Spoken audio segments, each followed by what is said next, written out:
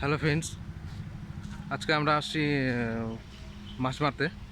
তো আমরা জায়গা খুঁজে পাচ্ছি না, এত জঙ্গল চারপাশ দিয়ে। জঙ্গল পরিষ্কার করে তারপর মাছ মারার চেষ্টা হচ্ছে। দেখা যাক জঙ্গল পরিষ্কার করতে পারি কি না। এই দেখতে পাচ্ছেন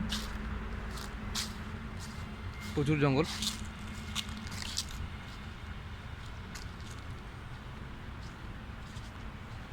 মাছ মারা তো জায়গায় নেই এখানে, এইসব জায়গায়।